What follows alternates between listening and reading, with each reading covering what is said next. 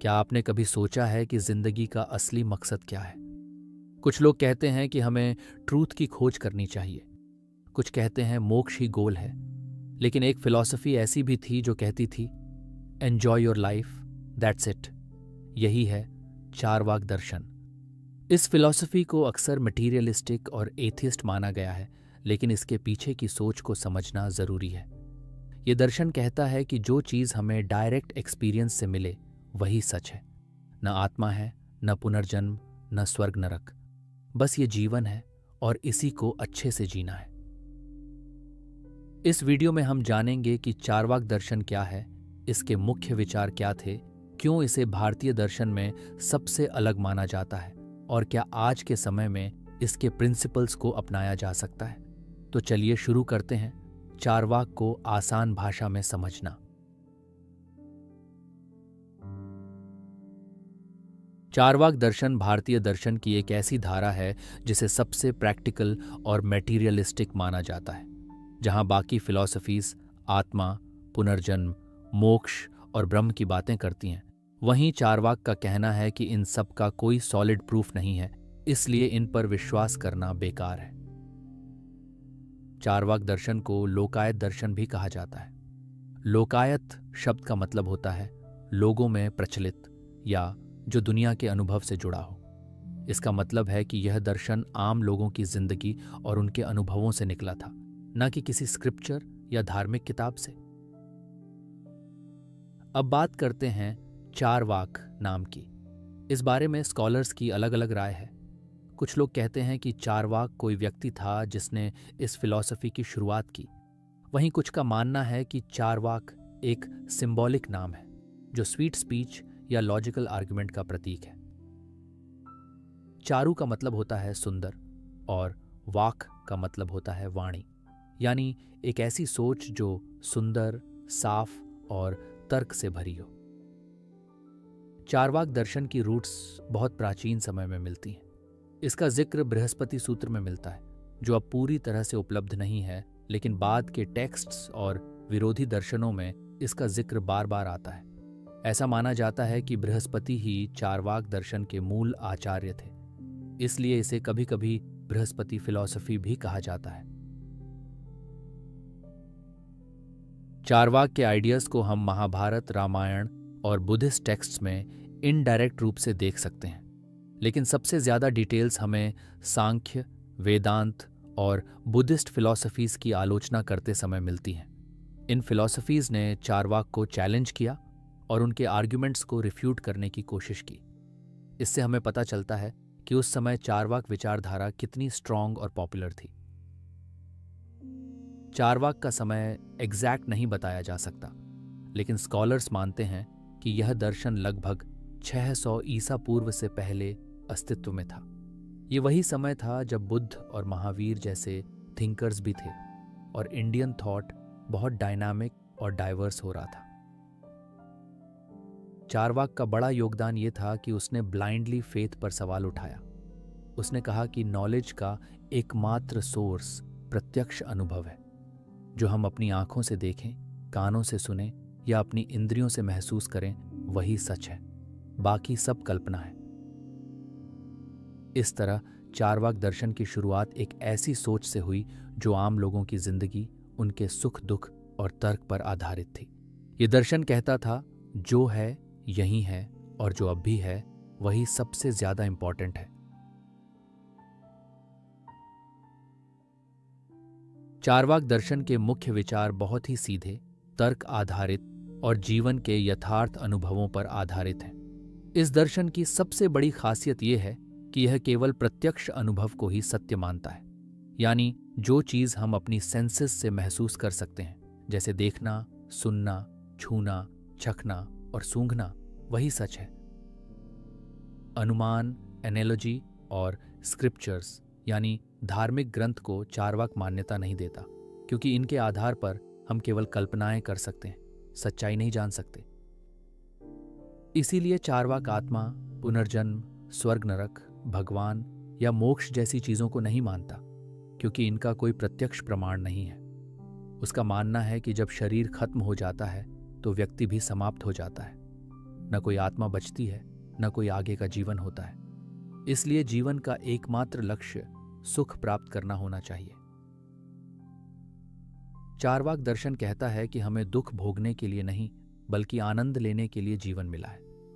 जो चीज हमें खुशी देती है वह सही है, और जो दुख दे वह बेकार है। इसी सोच को वह अपने प्रसिद्ध कथन रणम कृत्वा घृतम पिबेत के जरिए व्यक्त करता है, जिसका अर्थ है चाहे उधार लेना पड़े लेकिन घी जरूर पियो। यहां घी केवल एक सिंबल है जीवन की सुख सुविधाओं का। ये वाक्य हमें सिखाता है कि हमें जिंदगी का भरपूर आनंद लेना चाहिए, न कि केवल त्याग और तपस्या में समय बिताना चाहिए। हालांकि इसका यह मतलब नहीं कि चार्वाक इर्रिस्पॉन्सिबिलिटी को बढ़ावा देता है, बल्कि वह कहता है कि जब यह जीवन ही सब कुछ है तो इसे दुख में क्यों बिताया जाए। इसके साथ साथ चार्वाक दर्शन यज्ञ, हवन, पूजा पाठ और धार्मिक कर्मकांडों का भी विरोध करता है। उसके अनुसार ये सभी कार्य बिना तर्क के होते हैं और इनका कोई वास्तविक लाभ नहीं होता। चार्वाक इनको डिसेप्शन मानता है, जो केवल पंडितों और पुरोहितों को लाभ देने के लिए बनाए गए हैं। उसका तर्क है कि अगर हवन में डालने से पितरों को खाना मिल जाता है तो फिर दरवाजे के बाहर खाना रख देने से भी मिल जाना चाहिए। ये व्यंग्य ये बताता है कि ऐसी मान्यताएं तर्कहीन हैं। यही वजह है कि चार्वाक को भारतीय दर्शन में पहला रैशनलिस्ट यानी तर्कवादी माना जाता है। वह लोगों को एनकरेज करता है कि वे ब्लाइंड फेथ की बजाय लॉजिक और सवालों से सोचें। उसे किसी भी अथॉरिटी की बात को सिर्फ इसलिए मानना ठीक नहीं लगता क्योंकि वो पुरानी या धार्मिक है। उसे लगता है कि जब तक किसी बात का तर्क या प्रमाण न हो तब तक उसे नहीं मानना चाहिए। इस तरह चार्वाक का दर्शन एक ऐसा पर्सपेक्टिव है जो पूरी तरह से मटीरियल, लॉजिकल और अनुभव आधारित यानी एक्सपीरियंशियल है। यह आत्मा और मोक्ष जैसी अदृश्य चीजों के पीछे भागने के बजाय यहीं इस जीवन में खुश रहना सिखाता है। हालांकि इस सोच की भी कुछ सीमाएं हैं, लेकिन इसमें कोई शक नहीं कि चार्वाक ने भारतीय विचारधारा को एक ऐसा पहलू दिखाया जिसे पहले कम ही एक्सप्लोर किया गया था। आज के मॉडर्न और साइंटिफिक थिंकिंग वाले समय में चार्वाक की बातें हमें यह याद दिलाती हैं कि सवाल करना और जीवन को पूरी तरह से जीना भी अपने आप में एक दर्शन हो सकता। चार्वाक दर्शन ने अपने समय में भारतीय चिंतन पर गहरा प्रभाव डाला, लेकिन साथ ही इस पर तीखी आलोचना भी हुई। ये दर्शन उन चंद विचारधाराओं में से था जिसने ऑर्गेनाइज्ड रिलीजन, वेदों और स्पिरिचुअल बिलीफ्स को सीधे तौर पर चुनौती दी, जहां बाकी सभी दर्शनों ने किसी न किसी रूप में आत्मा, मोक्ष या ईश्वर को स्वीकार किया। वहीं चार्वाक ने इन सभी को इमेजिनेशन कहकर नकार दिया। इस वजह से इसे नास्तिक दर्शन कहा गया और इसे अक्सर उपेक्षा या विरोध का सामना करना पड़ा। चार्वाक के विचारों का सबसे बड़ा प्रभाव यह रहा कि इसने तर्क, प्रत्यक्ष अनुभव और रैशनैलिटी को महत्व दिया। इसने एक ऐसी सोच को जन्म दिया जहां ब्लाइंड फेथ की जगह सवाल पूछना और सोचना जरूरी बन गया। हालांकि उस समय ज्यादातर लोग धार्मिक विश्वासों से बंधे थे, फिर भी चार्वाक जैसे थिंकर्स ने यह साहस दिखाया कि वे मेन स्ट्रीम सोच के खिलाफ खड़े हो सकें। आज के दौर में जब साइंटिफिक थिंकिंग और स्केप्टिसिज्म को बढ़ावा दिया जाता है, तब हम कह सकते हैं कि चार्वाक दर्शन उस मॉडर्न सोच का एक शुरुआती रूप था। लेकिन इसकी आलोचना भी कम नहीं हुई। वेदांत, सांख्य, बौद्ध और जैन दर्शन सभी ने चार्वाक को भोगवादी और अधूरा दर्शन बताया। इनका मानना था कि केवल प्रत्यक्ष अनुभव को ही ज्ञान का स्रोत मानना बहुत सीमित सोच है, क्योंकि कई चीज़ें ऐसी होती हैं जिन्हें हम इनडायरेक्ट तरीकों से ही समझ पाते हैं। इसके अलावा जीवन में केवल सुख को प्राथमिकता देना, भले ही उसके लिए नैतिकता या जिम्मेदारी की अनदेखी करनी पड़े, एक समाज विरोधी सोच मानी गई। चार्वाक पर यह भी आरोप लगाया गया कि इसका फिलॉसफी लॉन्ग टर्म जीवन के लिए उपयोगी नहीं है, क्योंकि अगर हर कोई सिर्फ इमीडिएट प्लेजर को चेस करेगा तो समाज में अव्यवस्था फैल सकती है।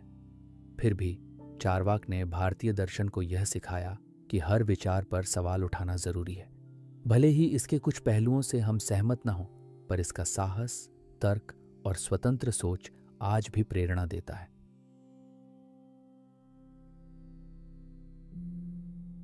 चारवाक दर्शन की नैतिकता यानी मोरालिटी ट्रेडिशनल अर्थों से बहुत अलग है। जहां अन्य दर्शन जीवन को धर्म, मोक्ष, कर्म या ईश्वर से जोड़ते हैं, वहीं चारवाक केवल यथार्थ पर आधारित नैतिकता की बात करता है। चारवाक मानता है कि अगर इस जीवन के बाद कुछ नहीं है, आत्मा, पुनर्जन्म या स्वर्ग नरक जैसी चीजें नहीं हैं, तो फिर इंसान को इस जीवन में ही खुशी, सुख और संतोष की तलाश करनी चाहिए। इसलिए चारवाक की नैतिकता प्लेजर बेस्ड यानी सुख आधारित है। चारवाक के अनुसार जो चीज इंसान को खुशी दे वही सही है। नैतिक या अनैतिक का निर्धारण इस बात से नहीं होता कि कोई ग्रंथ क्या कहता है या समाज क्या सोचता है, बल्कि इस बात से होता है कि उसका प्रभाव व्यक्ति की खुशी और समाज की शांति पर कैसा है। चारवाक ये नहीं कहता कि चोरी करो, झूठ बोलो या दूसरों का नुकसान करो, बल्कि वह कहता है कि ऐसा कोई भी काम मत करो जिससे तुम्हारे या किसी और के सुख में बाधा आए। यानी नैतिकता का आधार तर्क और अनुभव होना चाहिए, न कि अंधविश्वास। चारवाक ये भी मानता है कि जो व्यक्ति खुद खुश रहता है और दूसरों को भी खुश रखता है, वही सच्चा नैतिक व्यक्ति है।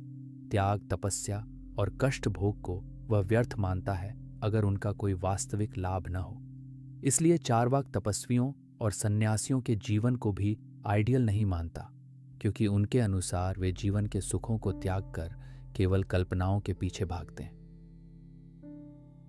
चारवाक की नैतिकता इंडिविजुअल सेंटर्ड है, यानी हर इंसान खुद तय करे कि उसके लिए क्या सही है। यह सोच मॉडर्न एथिक्स और एग्जिस्टेंशियलिज्म से मिलती जुलती है, जहां व्यक्ति की फ्रीडम, डिसीजन और एक्सपीरियंस को प्राथमिकता दी जाती है। हालांकि इसकी आलोचना भी होती है कि अगर हर कोई केवल अपने सुख के बारे में सोचेगा तो समाज में सेल्फिशनेस और केओस बढ़ सकता है। लेकिन चारवाक इस बात को भी मानता है कि दूसरों को दुख देकर खुद खुश रहना भी असली सुख नहीं होता। इसलिए उसकी एथिक्स स्मार्ट सेल्फिशनेस पर आधारित है, जहां इंसान अपना भी भला करे और समाज में संतुलन भी बनाए रखे। इस तरह चारवाक की मोरालिटी सिंपल, प्रैक्टिकल और एक्सपीरियंस बेस्ड है, जो आज के समय में भी रेलेवेंट मानी जा सकती है। आज के समय में जब साइंटिफिक थिंकिंग, लॉजिक और पर्सनल फ्रीडम को ज्यादा महत्व दिया जा रहा है, तब चारवाक दर्शन और भी ज्यादा रेलेवेंट हो गया है। चारवाक वो दर्शन है जो कहता है, जो चीज तुम देख सकते हो, महसूस कर सकते हो, वही सच है। आज जब हम हर चीज का प्रूफ मांगते हैं, ब्लाइंड फेथ से दूर हो रहे हैं और तर्क से सोचने की आदत डाल रहे हैं, तब चारवाक की सोच हमें एक मजबूत लॉजिकल फाउंडेशन देती है। चारवाक दर्शन हमें सिखाता है कि जीवन एक बार ही मिलता है और इसका उद्देश्य दुख सहना नहीं, बल्कि खुशी और संतोष पाना है। आज की फास्ट पेस्ड जिंदगी में जहां लोग मेंटल स्ट्रेस, एंग्जाइटी और गिल्ट से जूझ रहे हैं, वहां चारवाक का यह विचार कि खुश रहो, मस्त रहो और जिंदगी को जी भर के जियो, बहुत सूदिंग और हीलिंग साबित हो सकता है।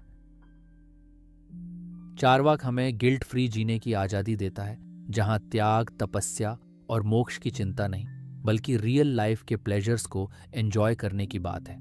आज जब लोग धर्म के नाम पर लड़ रहे हैं, अंधविश्वास बढ़ रहा है और फेक बाबाओं का बोलबाला है, तब चारवाक हमें तर्क और विवेक से सोचने की प्रेरणा देता है।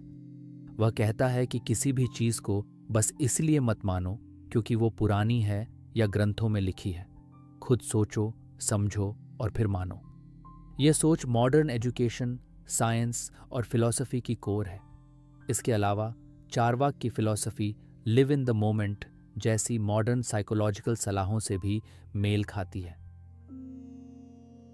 माइंडफुलनेस, सेल्फ केयर और पर्सनल हैप्पीनेस जैसे कॉन्सेप्ट्स चारवाक की सोच से ही जुड़े हुए हैं। हालांकि चारवाक एक्सट्रीम मटीरियलिज्म को प्रमोट करता है, लेकिन आज के बैलेंस्ड और अवेयर इंसान के लिए इसका मैसेज ये है कि लाइफ को एंजॉय करो, पर दूसरों का नुकसान किए बिना। इसलिए भले ही चारवाक का नाम ज्यादा नहीं लिया जाता, लेकिन उसकी विचारधारा आज के मॉडर्न और रैशनल माइंडसेट में गहराई से शामिल है। वो हमें एक ऐसा दृष्टिकोण देता है जो प्रैक्टिकल, फियरलेस और फ्री थिंकिंग है, और यही बात आज के समय में सबसे ज्यादा जरूरी है।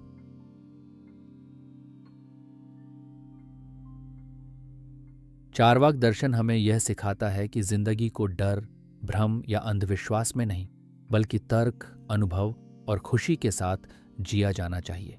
यह दर्शन भले ही हजारों साल पुराना हो, लेकिन इसकी सोच आज भी उतनी ही फ्रेश और लॉजिकल लगती है।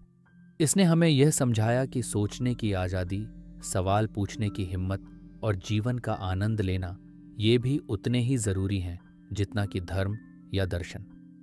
चारवाक दर्शन कोई धार्मिक किताब नहीं, बल्कि एक माइंडसेट है जो हमें ओपन माइंडेड, लॉजिकल और खुश रहने वाला इंसान बनने में मदद करता है, और यही इसकी सबसे बड़ी ताकत है।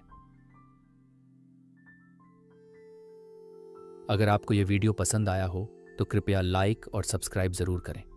किसी भी सवाल या विचार को आप कमेंट्स में साझा कर सकते हैं, और आगे भी ऐसे ही इंटरेस्टिंग टॉपिक्स के लिए जुड़े रहें। धन्यवाद।